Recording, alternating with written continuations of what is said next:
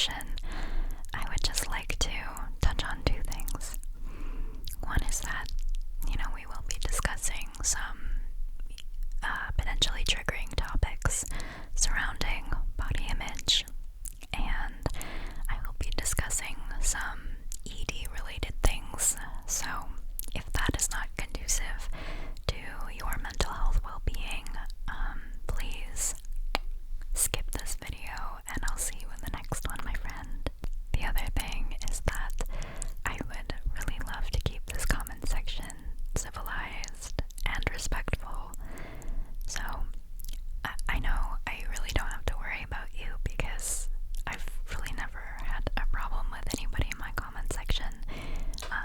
And I would love for you to discuss your own experiences and have conversations about these topics in the comments, but just letting you know I will be monitoring them a little bit more closely. So if things are getting out of hand, I will turn them off, which I really don't want to do. Like I said, I don't think I have to worry about that, but just letting you know that I won't tolerate disrespectful language on this topic in particular. So let's now jump into this video. Love you, mean it. In early childhood, I absolutely loved my body for the very reason that it carried me. It could run in circles with my childhood dog around my family's farmhouse. It could express joy and feel the rhythm of music as I danced. It could skip a bar on the monkey bars at the playground, and above all else, it allowed me to interact with the sights and sounds around me. And I remember being so present in my early childhood and being just in shock and awe of all that was around me. I went to FAO Schwartz when I was very, very young, probably only about 4 or 5, kind of dating myself by saying that. And I just remember the lights and sounds and colors and smells surrounding me. I was very easily emotionally overstimulated as a child, but sensorily, I wasn't bothered by hustle and bustle around me. In fact, I loved it. But when I first started becoming aware of my body not as simply a way for me to interact with the world, but as something that can be judged aesthetically, my zest for life sharply decreased, and my own personal anxiety surrounding my body increased. My mother was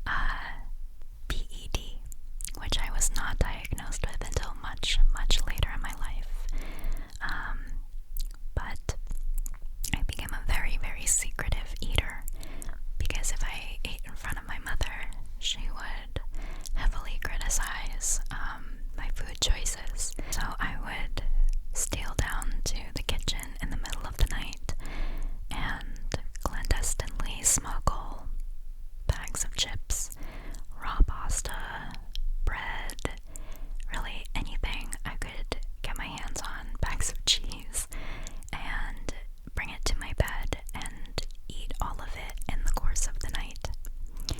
And my parents used to find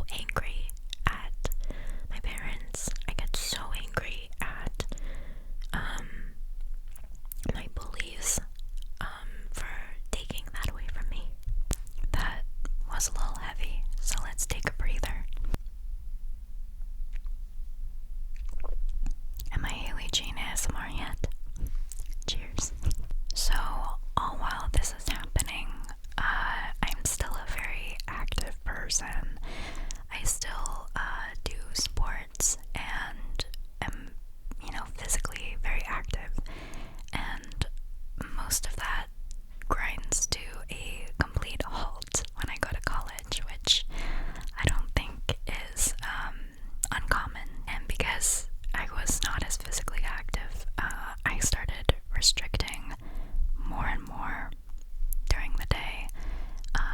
And then that would mean that my binges got even worse and even more secretive. Like sometimes I would do it with my college roommate, but more often than not I was binging alone. And in early college was also when I started developing a very unhealthy relationship to my own sexuality as well, because some people at college found me sexually desirable, and that was a feeling I was not used to. I had derived a lot of validation from sleeping with a bunch of people, basically. There really wasn't any sort of meaningful, deep, intimate connection.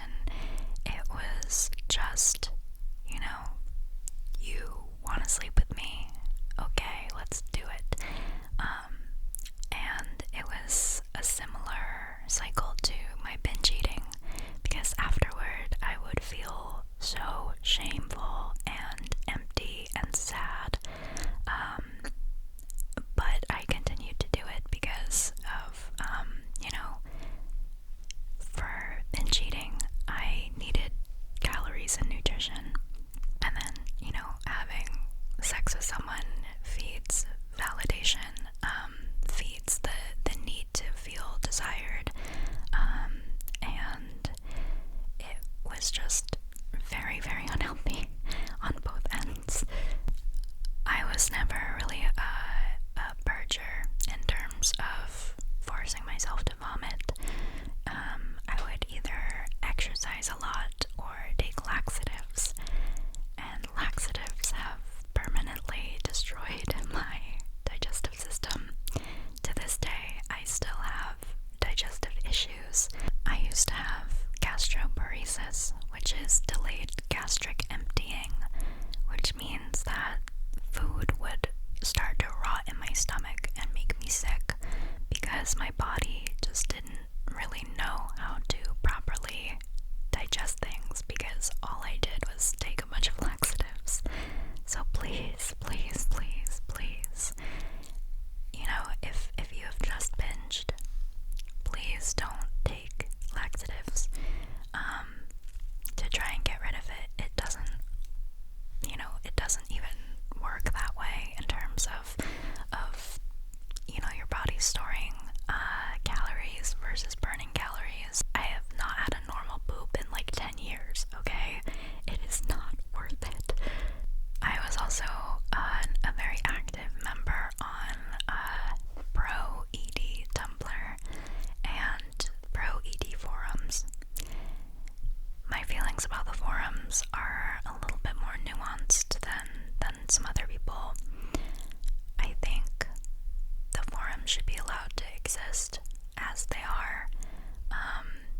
I believe in harm reduction, and that is something that, I'll go into more detail about how harm reduction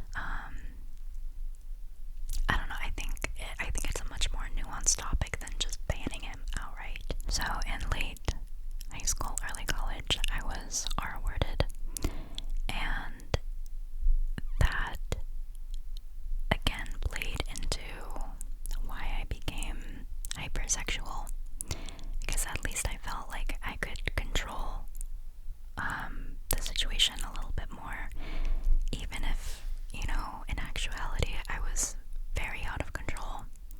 Internally, I felt like if I am initiating it and I, say I want to be here, it's not happening against my will.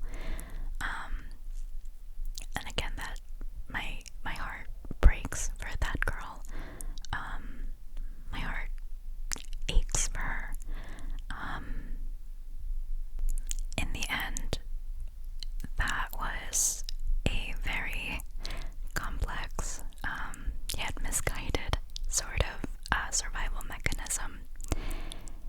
And as a result of me feeling out of control, I started restricting what I was eating more and more and more, and reached my lowest weight in between junior and senior years of college.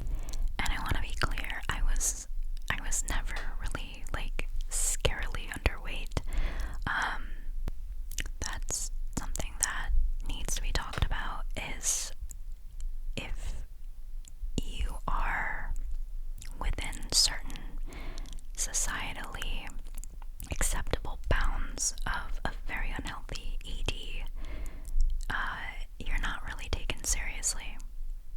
And because I was losing weight on the outside, people were seeing that, from their perspective, I was glowing up, I was getting physically fit. Inside, I was in abject turmoil.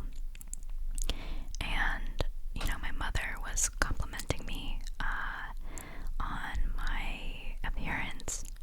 I was getting, more and more attention from men, and it, all in all, was just really a clusterfuck in my own brain about what was me thriving.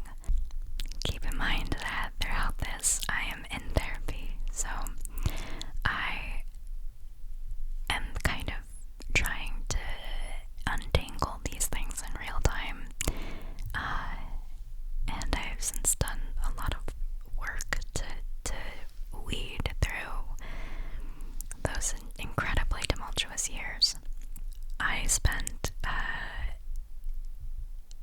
an amazing but also extraordinarily chaotic year in Ireland. And then after college, I went to Los Angeles, where I met my current fiance. I met him when I was 24. We started dating the fall of 2017, and we just got engaged in September of 2024. And he is such an amazing person. He has helped me heal a lot of trauma from my past. And once that area of my life started to stabilize, my eating just went fully off the rails. Fully off the rails. There were periods of insane restriction where I was limiting myself to a handful of calories a day, into periods where I would be spending, $60-$70 at McDonald's and eating it in one sitting, and then crying in my car because I felt so out of control when it came to my eating. And it was almost like, as certain parts of my past trauma began to heal, my eating just fell by the wayside. I was doing so much work in therapy, and my eating just was to cope with all of these feelings and emotions and hard truths that I was facing in other aspects of my life. And then 2020 happened. I was on unemployment, and I would spend, I shit you not, hundreds of dollars on takeout. I was alone. My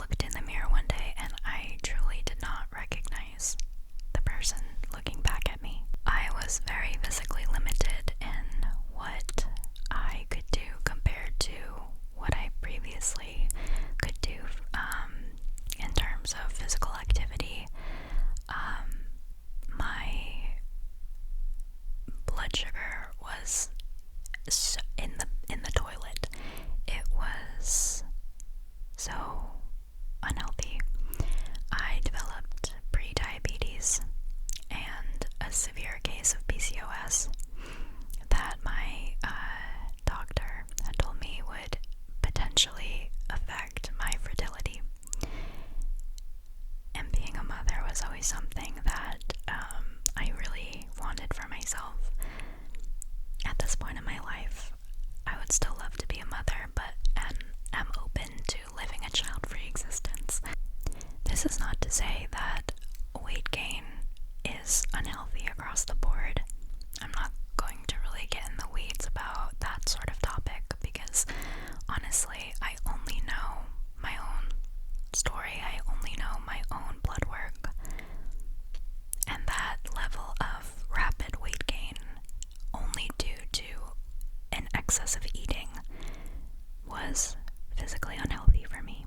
So I tried in 2021 to lose the weight, and how I did it was a combination of starving myself and over-exercising, and I did end up losing the weight, but then I gained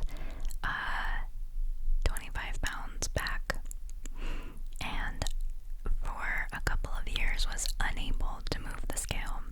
And I was kind of like, I guess this is just my body now. But it was frustrating because I didn't feel good. My blood work still wasn't good. My insulin was way too high. And my binge eating was still out of control.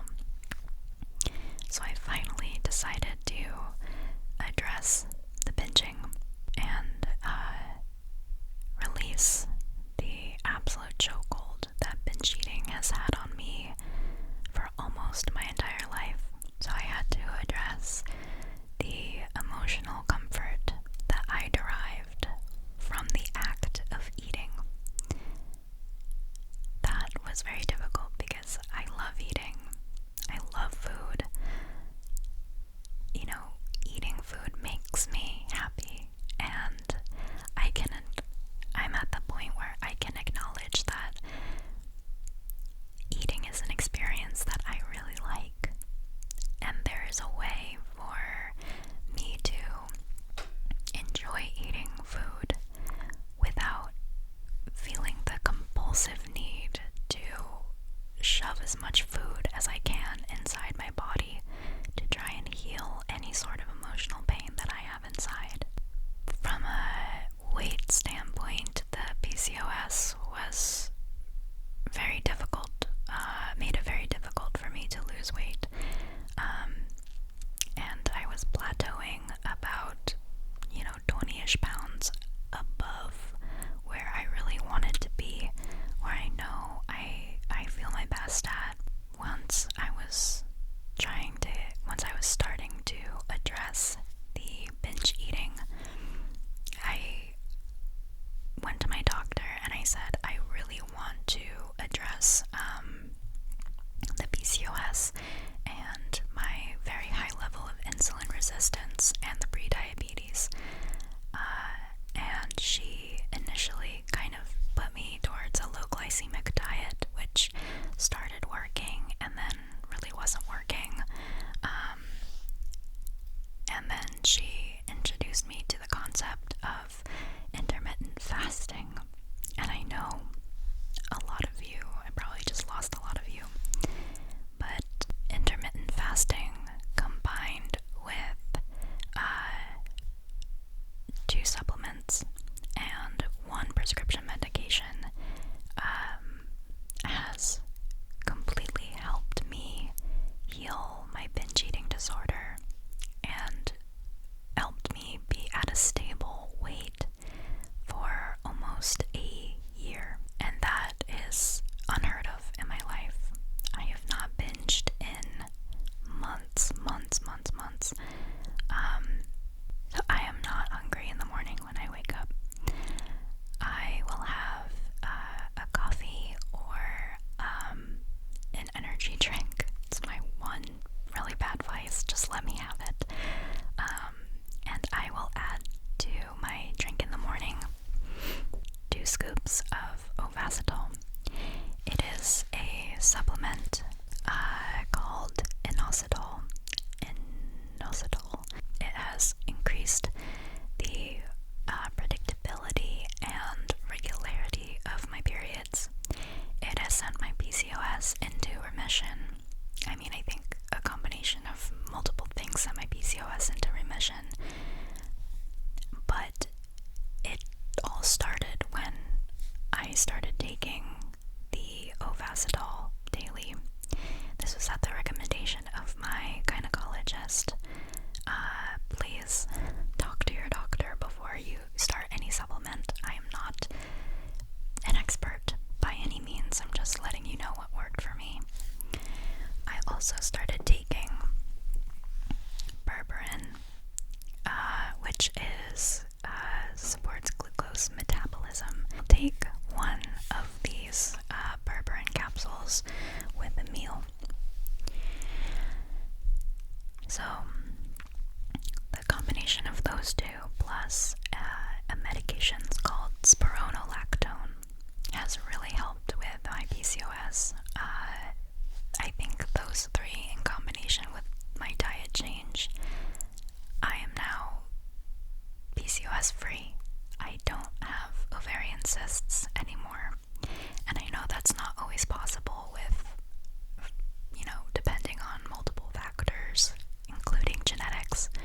I'm just letting you know what has worked for me. Lastly, to explain the reasoning for the intermittent fasting in a very rudimentary fashion, my body was not responding to insulin production. I had an overproduction of insulin, which was leading to my body storing fat instead of burning it. So what intermittent fasting allows my body to do is let my insulin levels lower. So then my body can start using the stored fat for energy. A lot of people like to oversimplify weight loss as calories in, calories out, but my mind was really reframed when my doctor told me that hunger is hormonal. Pure thermodynamics doesn't always explain weight gain and weight loss because there are other factors, other hormones, ghrelin, insulin, all of these other things that affect storage and usage in your body. And actually, she is always very annoyed with the calories in, calories out rhetoric because it's just more nuanced than that. If it was just thermodynamics, we would all be losing tons of weight all the time. Thermodynamics doesn't work if you have a hormonal imbalance. So I was working very closely with her to get my insulin levels balanced. I really didn't want to go on any sort of drastic medication. If that works for you, then that's amazing.